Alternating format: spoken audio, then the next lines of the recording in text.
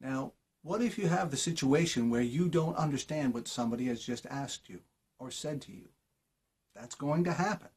In any conversation class I've ever taught, people say things or they ask things, and the other person, might even be me, doesn't understand what they're saying. So, what some students do, which is a mistake, is they guess. You don't have to guess. So, if somebody said, hey, do you like reading? And they say, Wednesday. So if you answer Wednesday to a yes-no question, the other person's going to know you didn't understand.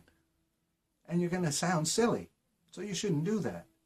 If somebody asks you, do you like reading, but you didn't hear them, perhaps there was noise, or perhaps they said it in an accent that was too hard to understand, the best answer is, pardon me, what was that?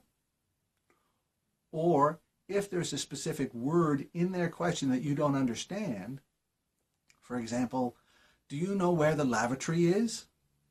And you go, I don't know what a lavatory is. What is a lavatory?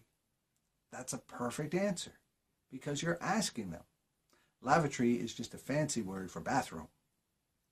So if somebody's asking you where the bathroom is, the right answer is, it's over there. Or you can go outside. Maybe don't say that. But I don't want you to be afraid to say, I don't know, or I don't understand you, or pardon me. Asking more questions when you don't understand will lead to you improving. Also, it leads to the other person improving too because they have to ask their question again, be more clear, talk more slowly, or, fix it somehow so that you can understand. That's great help for them and you.